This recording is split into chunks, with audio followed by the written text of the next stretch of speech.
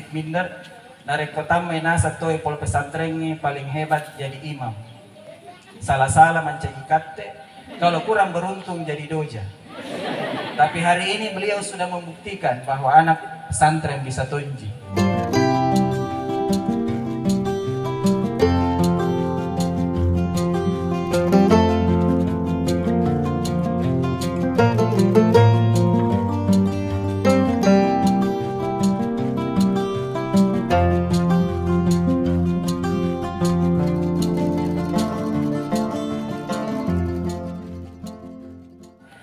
30 tahun yang lalu ketika saya dikirim, diekspor oleh kedua orang tua saya ke pondok pesantren Manahilil Ulum Ad-Dariyah Darud Da'wah wal Irsyad DDI Kabalangan 1989 sampai 1995. 6 tahun di sana merasakan pahit getirnya kehidupan.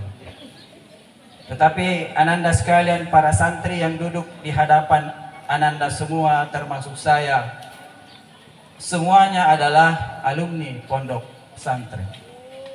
Saya sudah memperkenalkan tadi dari pesantren DDI Kabalangan. Pak Kasih PD Pontre juga alumni, pernah masuk di pesantren walaupun tidak tamat katanya.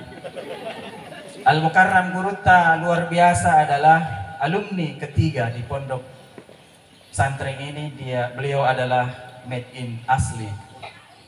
Adinda juga Ahmad Solihin yang ketua DPRD yang dulu katanya kalau alumni pesantren seperti saya dulu sedikit minder, narek pertama nasa toy pol pesantren ini paling hebat jadi imam. Salah-salah mencegikate, kalau kurang beruntung jadi doja. Tapi hari ini beliau sudah membuktikan bahwa anak pesantren bisa tonji menjadi seorang anggota DPR. Beliau alumni dari DDI Mangkoso. Jadi luar biasa semua, bahkan Guruta pimpinan pondok pesantren juga saya kira adalah alumni pondok pesantren.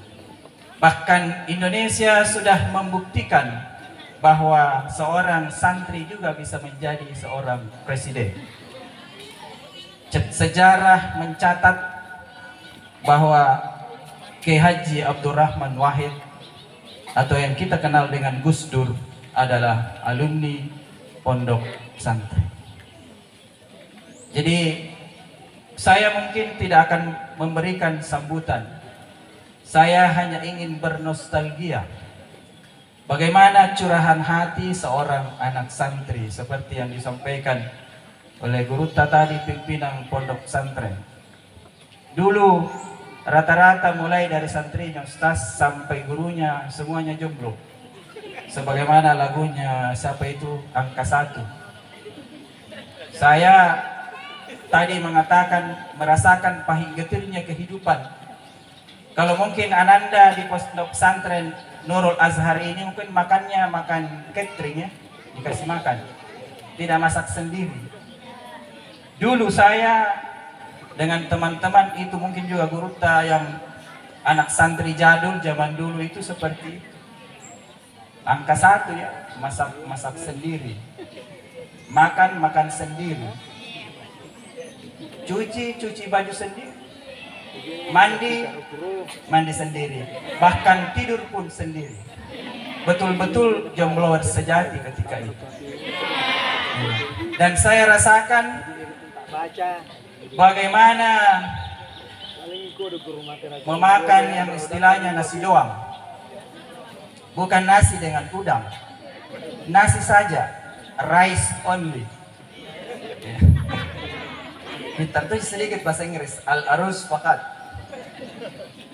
Dulu nareko capu nih doika, saya ingat saya dulu uang dari bapak saya itu 5.000 per bulan, bukan 5.000 per hari ya.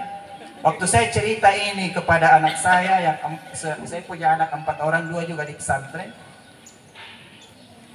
Karena saya anak pesantren, istri saya juga anak pesantren, ya, maka anaknya juga harus jadi santri. Dan saya juga dipertemukan jodoh saya di pesantren. tepatnya di pesantren DDI Ujulada.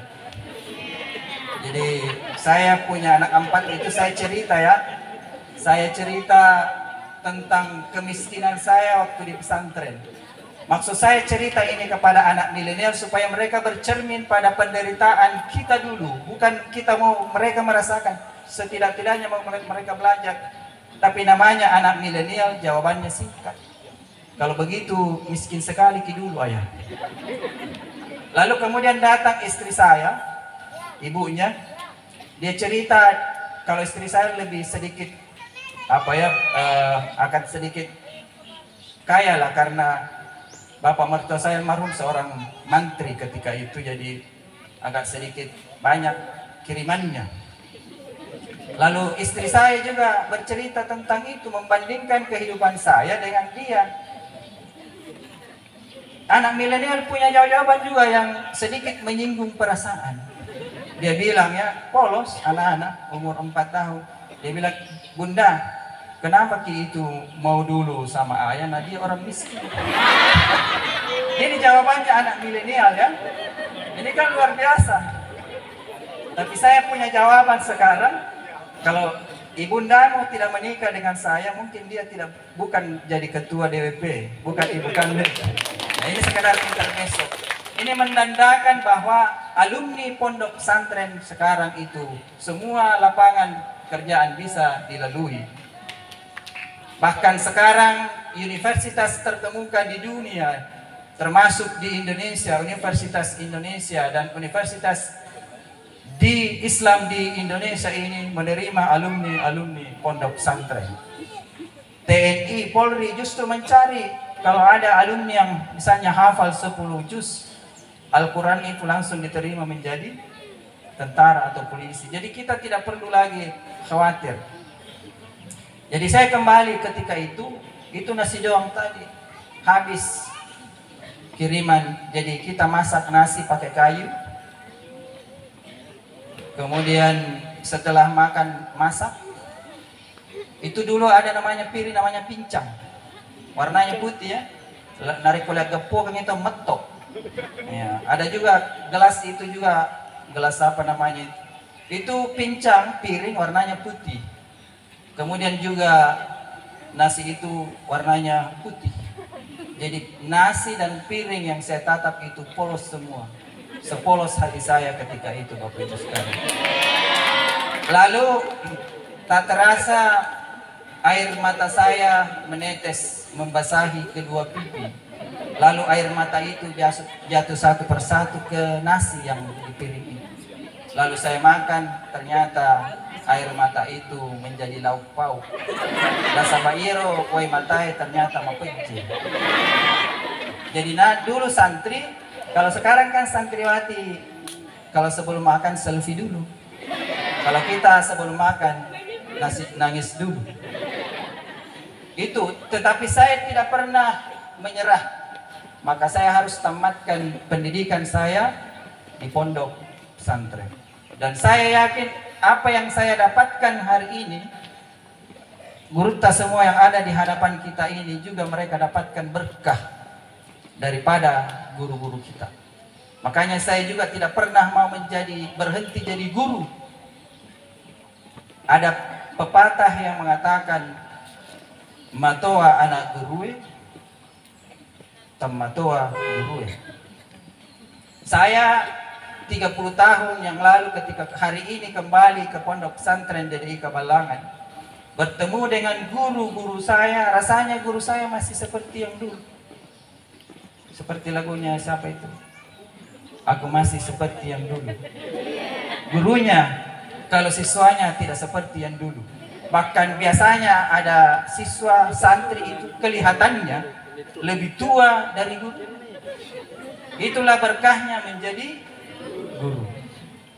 Dan pendidikan karakter, pendidikan akhlak mengatakan bahwa guru tetaplah guru, santri tetaplah santri. Sering saya sampaikan ketika saya dulu waktu 2014 selesai S3 saya jadi doktor di Universitas Islam Negeri Alauddin Makassar. Saya kembali ke pesantren untuk melaksanakan namanya reuni. Alhamdulillah istri saya tidak pernah curiga kepada WhatsApp grup alumni saya, karena semuanya laki-laki. Yang biasanya kalau alumni SMA banyak dicurigai. Karena salah satu faktor perceraian sekarang ini adalah reuni. Karena reuni bisa memacu dan memicu CLBK. Cinta lama bersih kembali. Saya dulu Ananda, saya pernah tonji jadi penyair. Dulu waktu saya sekolah ada namanya Biskal ya. Bisikan Kalbu. Ya. Itu saya sering mengirim tulisan saya ke Radio Bamba Puang, dulu ada di sini, sudah almarhum ya. Ya, ada Radio Mesra di Parepare, ada Radio Sipati di Pindrang. Tapi saya tidak menyebut nama saya Muhammad Idris Usman, pakai nama apa namanya? Nama samaran, The Street Wonder Boy. Ya, sang kembara jalanan. Masih ada, saya ingat itu tulisan saya, ada 3 diari yang sempat saya tulis ketika saya di pesantren. Kan di pesantren kita kena puber, tidak ada tompi cewek di situ dilihat, jadi penumpahannya ada pada tulisan. Belum ada HP. Yang saya ingat sampai hari ini ada tulisan saya mengatakan, duhai sang kekasih, tetaplah dalam impianmu, biarkan anganku menggapai bayangmu. Itu syair cinta versi anak santri. Ya, itu saya kembali ke pesantren itu. Ya, namanya ada santri, kalau ketemu dengan guru kan cium tangan. Cium-cium tangan dengan guru, belum dulu Covid 2014. Ada salah seorang guru saya yang ketika saya ingin cium tangannya, beliau menolak.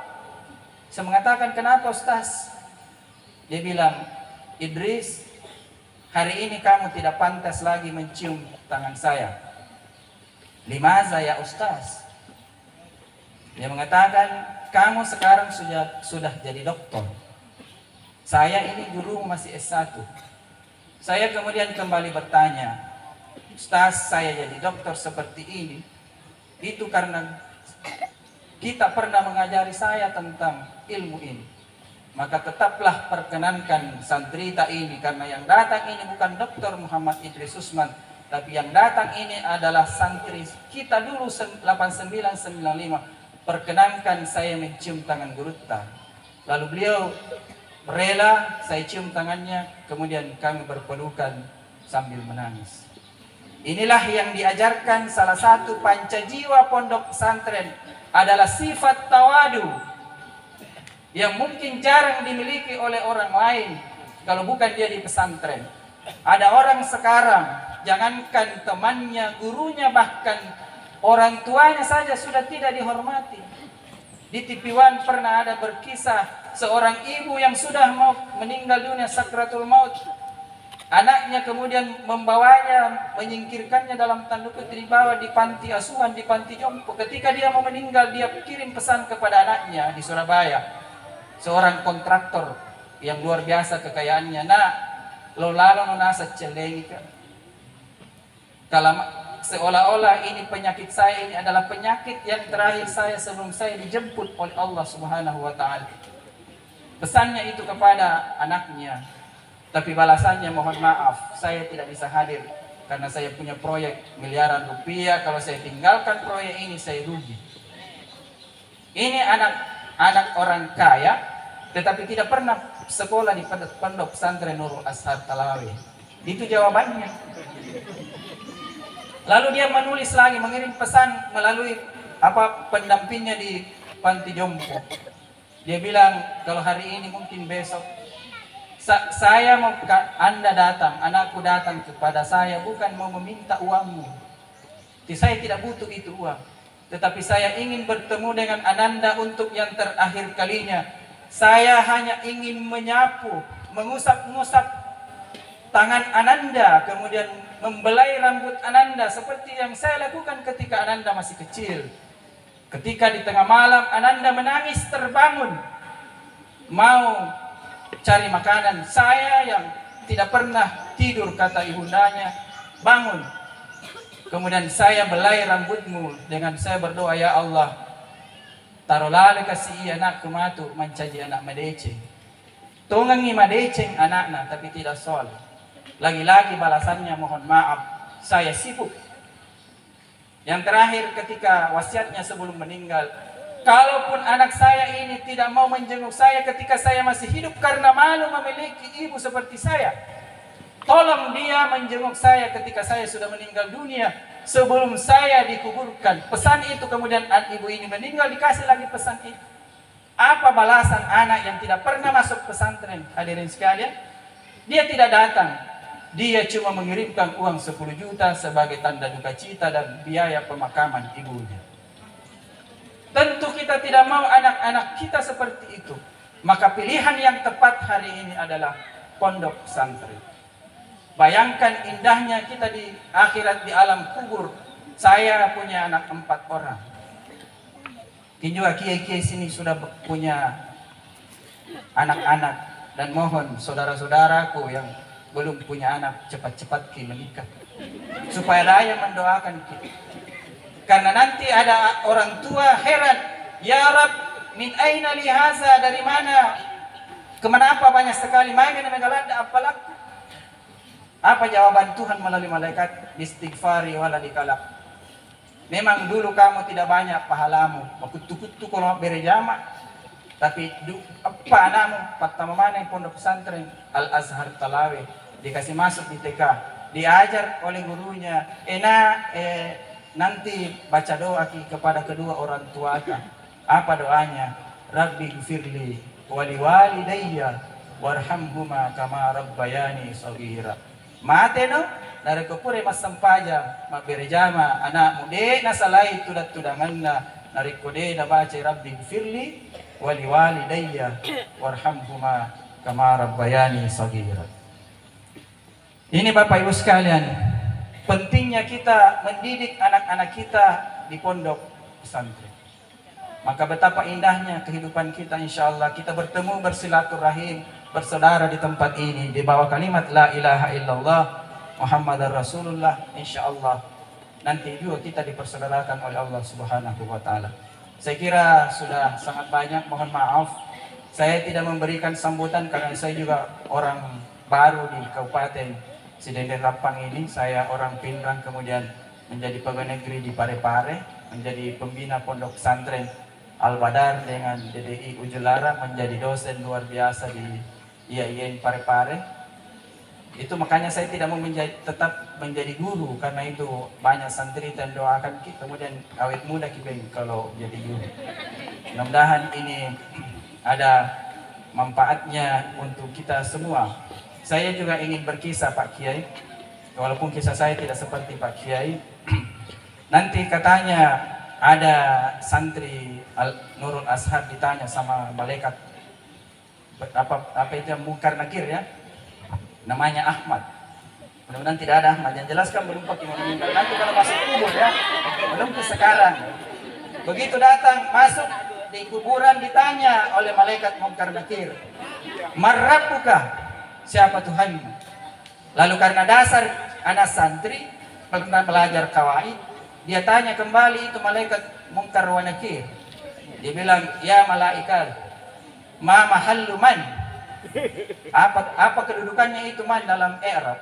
Wah, masilang ni malaikat napan na nasa nangka ikutanay makutanapin. Marrabuka ma mahallu man? Kan ada apa itu kedudukannya di i'rab itu man. Akhirnya karena ini cerita di dalam kata, menurut guru saya ini ditulis dalam kitab-kitab di Mesir. Lalu dia kembali kepada Tuhan, ya Tuhan, ada hamba tadi di barusan dapat saya tanya, dia bertanya kembali. Dia bilang, jangan kau tanya itu anak pesantren itu, suruh saja. Jangan dilanjutkan pertanyaannya. Jadi itu bonusnya kalau anak pesantren. Insya Allah orang tuanya juga seperti itu.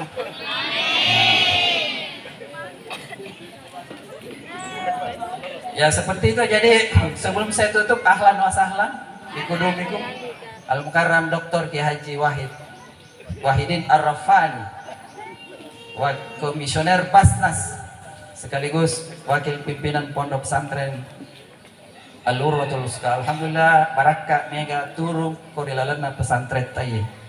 Saya kira demikian, mohon maaf sekali lagi tidak ada sambutan atau arahan karena saya memang orang baru di sini. Dan mengenai tadi ada 5 tahun ya yang ada gedung, yang belum bisa jadi-jadi, insya Allah mungkin secara pribadi mungkin tidak bisa membantu dana terlalu banyak, tetapi saya sudah memposting sekarang ini ada bantuan sarana dan prasarana, silakan diisi di secara internet ya, karena apalagi sekarang di pesantren itu menjadi rebutan di kementerian semua. Jadi kalau pintar-pintar cari dana insya Allah ada, dan kami siap membantu bersama dengan Pak Kasih Pelepontre yang sudah sangat berjasa bagi kita. Intinya sekarang ini eranya anak santri. Ya, kepala kantornya santri, ya, ketua Tamfisian juga santri, ketua Basnasnya juga santri. Yang punya DPRD sebagian juga santri. Jadi mau apa lagi? Apa yang tidak bisa diselesaikan? Apalagi beliau adalah ketua satu ya, komisi satu DPRD yang membidangi mungkin tentang termasuk bantuan-bantuan beliau. Tapi saya kira kita tidak perlu ragukan karena juga beliau punya pondok pesantren. Terima kasih.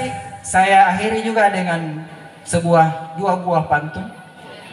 Beli tuak manis di kulo, di talawe diminumnya. Oi membela lada. Makan sarapan kue ketan. Hari ini santri pondok pesantren Nurul Azhar di wisuda. Insya Allah menjadi pemimpin di masa depan. Istri saya cantik dan keren, cantiknya seperti aura kasih. Cukup sekian dan terima kasih.